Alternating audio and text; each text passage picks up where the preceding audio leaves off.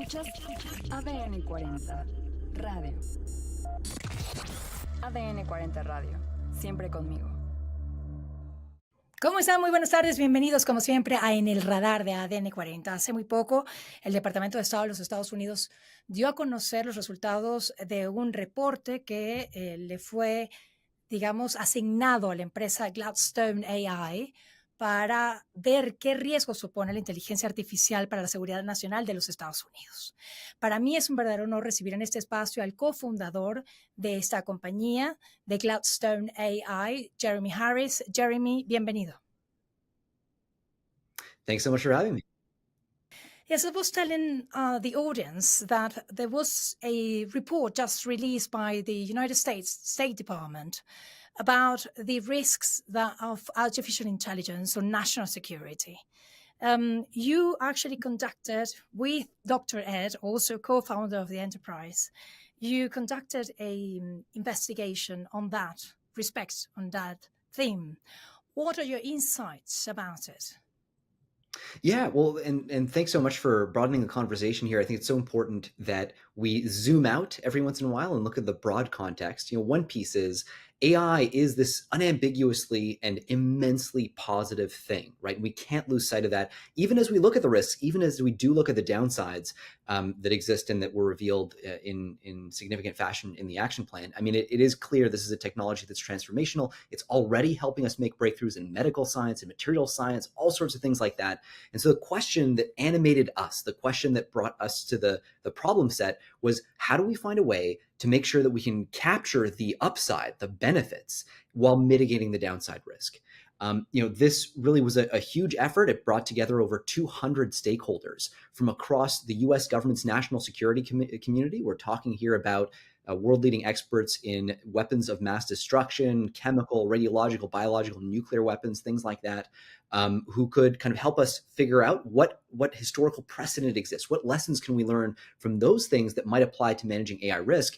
But it also had us meet with the CEOs, executives, and researchers at the world's leading AI labs to talk about, not only, okay, what's the public story that's being messaged by leadership, but also what are researchers themselves seeing and what are they concerned about? So overall, we ended up landing on these two categories of risk that very clearly surfaced in both contexts.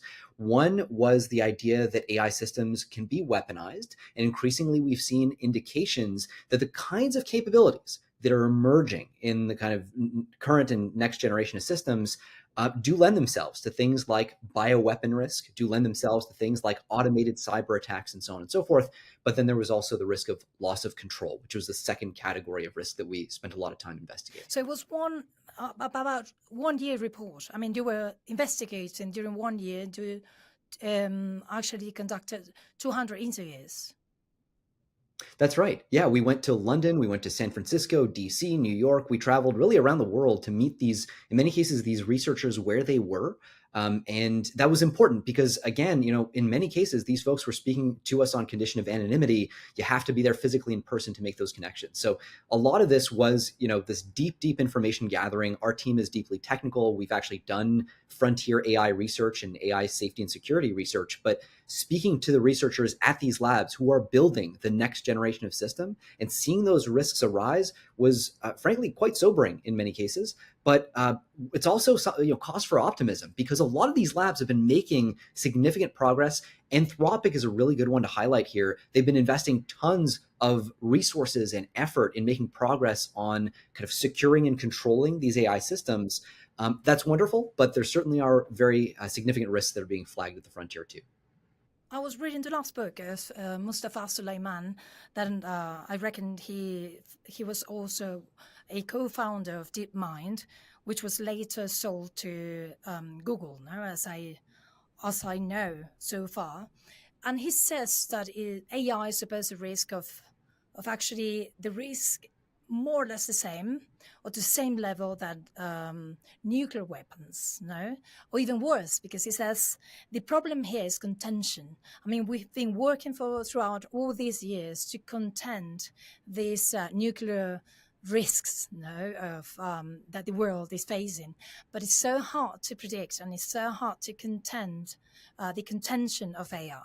Yeah, I don't think that that's an inaccurate assessment. It certainly matches a lot of what we have learned and uncovered through this process. But I do want to highlight some of the causes for optimism here. First of all, if we get this right, the upside is greater than what we get with nuclear. Believe it or not, like harnessing nuclear power, as incredible as that was, AI simply allows you to automate human labor and the human process of scientific discovery. So what you could do if you get that right is frankly difficult to even imagine. The upsides are incredible.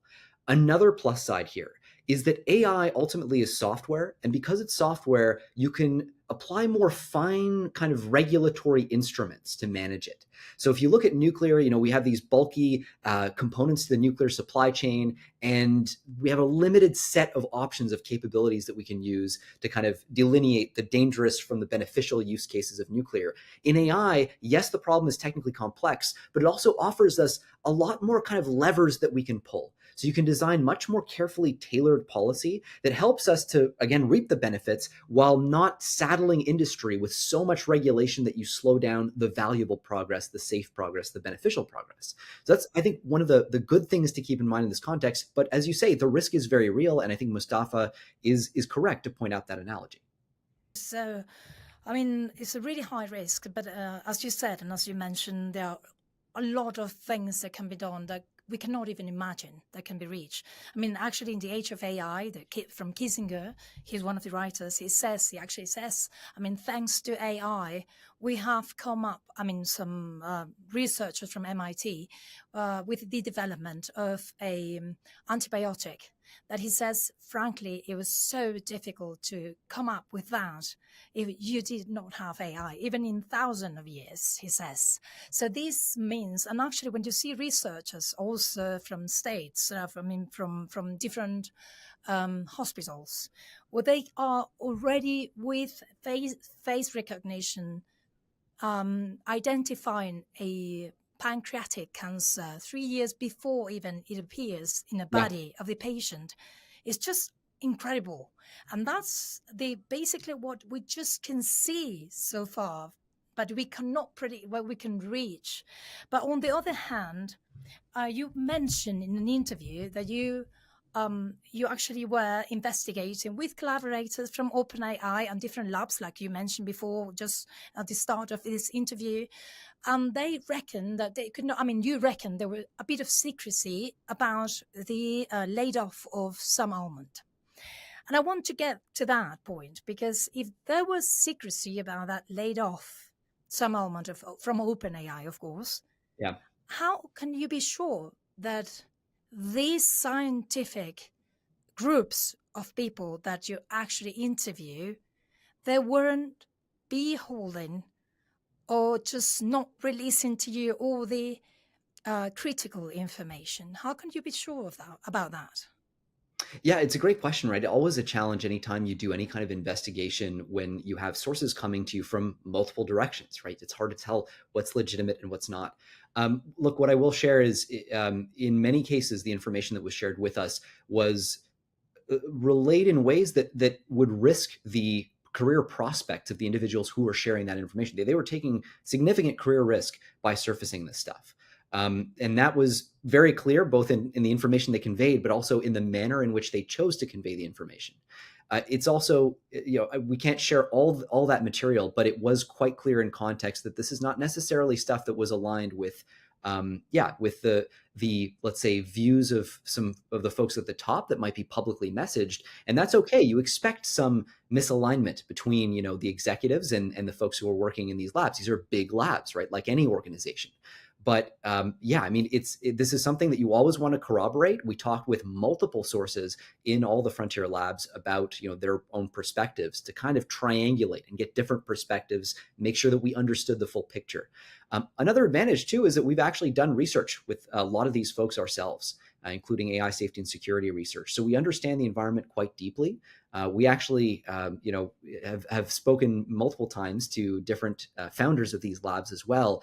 And it's an ecosystem where ultimately, you do have to make a judgment call about who's saying what and what the incentive alignment situation is. That's why ultimately in the action plan we just report a lot of the information as we received it, and sort of leave that to governments to interpret and understand what it means about the policy movements that need to follow. But if these reports are to be taken seriously, and frankly, we very much consider that they come from credible sources, this is stuff that, again, it's not inconsistent with the publicly messaged positions of the labs either. That's the funny thing. Everyone agrees. Like, the one thing you will not hear anyone say is, there's no risk here. There's no like WMD scale risk, weapon of mass destruction scale risk is off the table. There's nothing to worry about. That view that's a very fringe view that you'll see on like Twitter in some places. But in practice, the people who actually build this technology at the frontiers, at the cutting edge, they recognize that there is absolutely this risk that comes with their work. The question is what we ought to do about it. The question is, what is the probability of different threat scenarios, and how much then do you invest in offsetting those threat scenarios and addressing them? That's really at the center of this. And that's a question ultimately for governments to resolve. We're there to provide the information and provide solutions. If you look at, this is a real risk class, this is what a real and serious response looks like. But the government has to decide to go ahead and do that. Another challenge that is imminent, actually, the co-founder of your company also, he mentioned that AI makes you gain external military power, that in case of a conflict, you can win as a country. How can you, prevent from autocratic governments like maybe North Korea from getting that help from AI in order to exert that military power and maybe win in a war conflict? It's a great question, and that's about 25% of the whole action plan, is us doing a deep dive based on not just our technical understanding of AI hardware and all that, but also the practicalities of international law and enforcing international agreements. The good news is there's actually precedent for stuff like this, right? We have international agreements like the SALT treaties on nuclear weapons. We have analogous agreements on bioweapons. One of the great things about AI is that you can only really build these very scaled AI systems. And maybe it's worth just highlighting this. Like, the cutting edge AI systems that we see today, they depend on massive scale computational power to be able to train and run them. Like, huge amounts of AI processors. We're talking hundreds of millions, even billions of dollars worth of just advanced processors that companies like Microsoft. Imagine when you have already 2 in the world, quantum computers, but if you get more than that, Right. Right Now, the power you'd have is just unbelievable. Absolutely. So yeah, there's this question of wild card strategies. You're right, like quantum computing and how they play into it. But ultimately, to fabricate these kinds of advanced processors, you have to go through a relatively small number of companies that are actually capable of building processors with that kind of power. And those companies exist within the sort of like Western sphere of influence. And so you can start to think about things like export control measures that you use to prevent certain companies from getting their hands on the hardware they need to build this technology. So they're all... We've seen from the United States to China, no? They actually were preventing companies from Holland to sending all these specific high-tech machines in order to create the chips, no? That was a restriction from the United States. Exactly. I think during the pandemic. Yeah, you're absolutely right. During the pandemic, and then most recently, a couple months ago, we've had another wave of updated export control kind of constraints brought in that are highly effective. It's looking like that's actually succeeded across a number of different dimensions at slowing down China's efforts. But the other thing too is this hardware and the kind of software ecosystem that goes with it offers us some really fine-grained ways of verifying whether other countries are adhering to international treaties that they might enter into. So we talked about this idea, right, with nuclear. What do we have to do with nuclear to verify whether other countries are actually abiding by their agreements? Well, we've got to send in inspectors. We've got to do all kinds of stuff, and it's easy to obfuscate. It's easy to hide your nuclear weapons. That uncertainty also is greatly destabilizing. The good news is that with AI chips, you can actually do stuff that's called on-chip governance protocols, basically taking these pieces of AI hardware that are used to train the models, these advanced AI processors, and embedding into them these tamper-proof essentially governance chips that allow you to monitor what the chip is being used for and also to control its behavior. And so that kind of gives you a way in a kind of trustless way, right? Without having to depend on mutual trust between countries. It allows you to enforce these treaties in ways that we really haven't seen be possible with other categories of technology. So that's a big type of thing that we looked into as we formed the action plan, making sure these are technically informed recommendations that reflect what's actually possible. You were talking about scaling laws and scaling computer processing power. And actually, you see some almond going to Arab Emirates to raise some money, because actually he reckons, and actually you also reckoned in an interview, that you need more than 10,000s of billions in order to scale or to have that computational power. You were talking about that just a few minutes ago. If Arab Emirates, they give the money in order to have this computational power, which is about, I don't know, which is a percentage of the GDP of the United States, but it's really considerable amount of money, they will have a lot of power concerning AI. Yeah, there are all kinds of unresolved questions that we don't know the answers to around, what exactly Sam Altman is currently going, like what vehicle Sam Altman is going to use to kind of raise all this money and how much influence these sovereign wealth funds are going to have. The UAE, as I understand it, is one player in all this, but he's been kind of going around very broadly to solicit funds from a wide variety of different folks. The UAE is interesting because actually, as and I forget which congressman flagged this, but as a Republican congressman recently highlighted, his concerns about the affiliations between G42, this UAE-backed major AI lab, basically that's doing partnerships with OpenAI and other entities. And Chinese companies like Huawei, there's a lot to unpack there, a lot of national security implications of some of those partnerships that absolutely should and hopefully will be scrutinized with appropriate levels of attention. But yeah, I mean, the thing is, ultimately, what's causing all this progress in AI today, as you said, is scaling. It's the fact that essentially back in 2020, people realized that the same AI techniques that we'd been using that have given us pretty boring AI systems back in the day could just be scaled, like by using tons of data to train these systems and tons of computing power. Just take these same techniques, scale them up like crazy, and you get these weird, reliable increases in intelligence out of your system.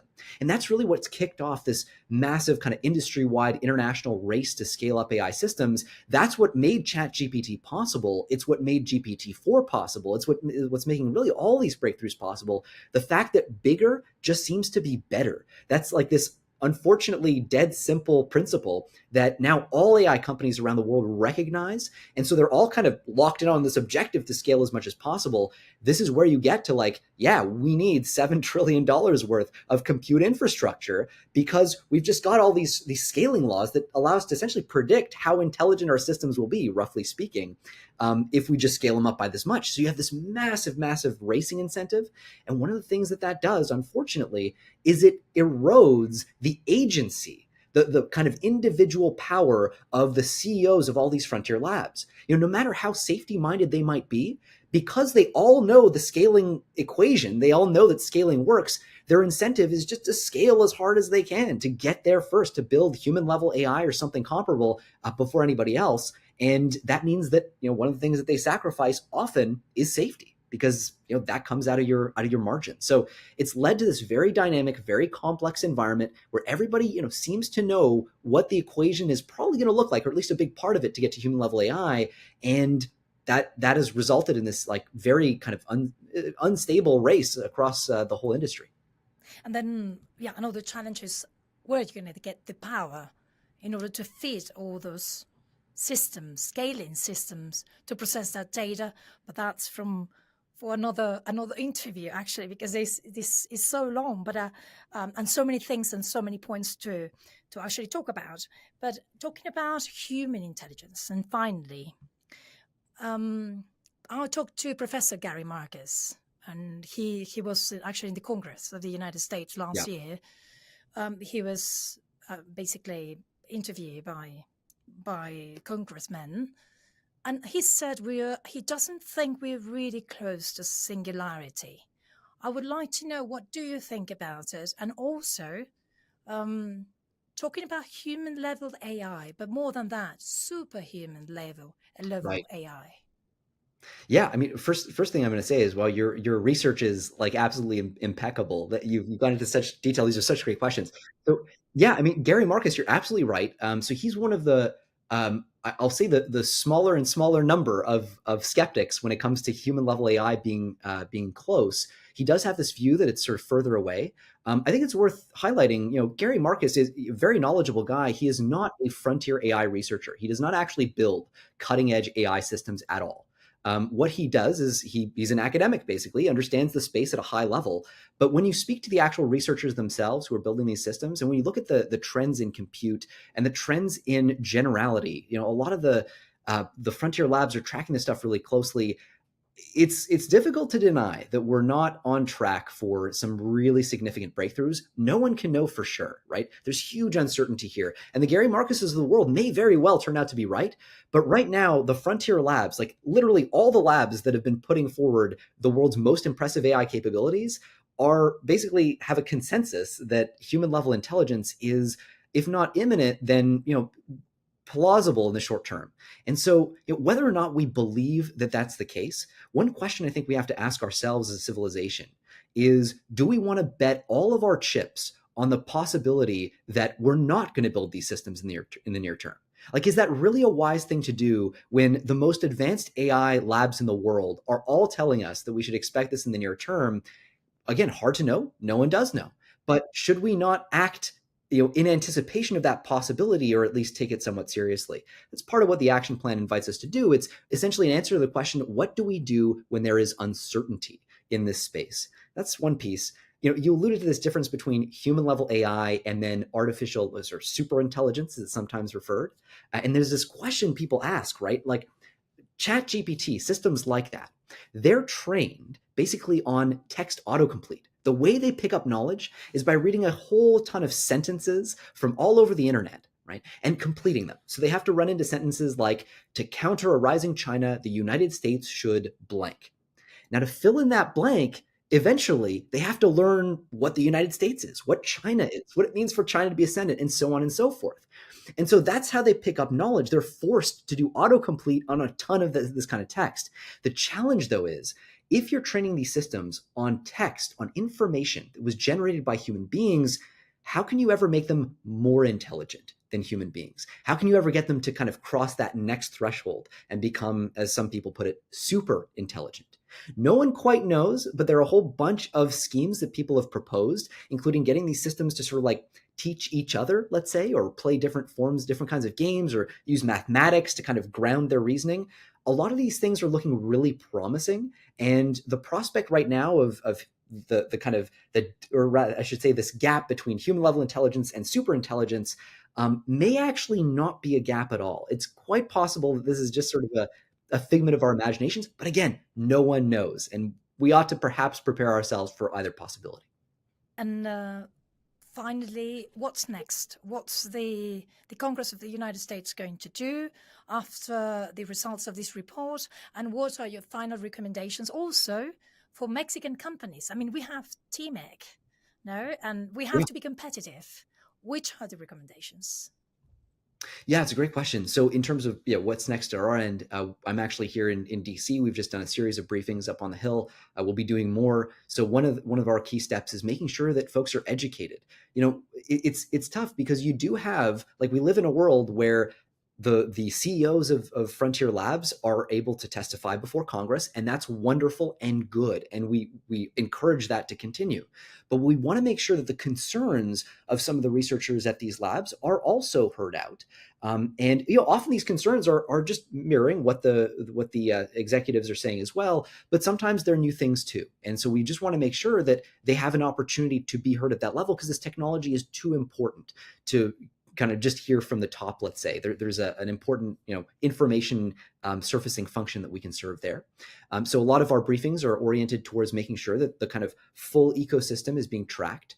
And then in terms of Mexican companies and companies around the world, this is an international issue. ultimately it's not just, the OpenAIs, the Google DeepMinds, and so on of the world that are involved in this international race. Absolutely, companies in Mexico, in China, in the United Kingdom, in Canada, and so on are involved. And one of the key things that I think we're going to have to figure out as an international community is, how do we do a better job at evaluating our AI models? How do we do a better job at building interpretable systems? And I think there's room for a lot of collaboration there. We've seen structures like the Frontier Model Forum that OpenAI and DeepMind and Anthropic and other labs are putting together.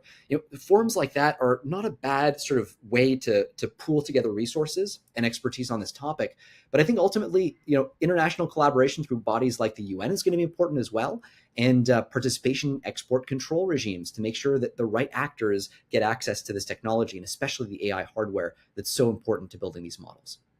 Jeremy Harris, thank you so much for being with us here in ADM 40 this afternoon.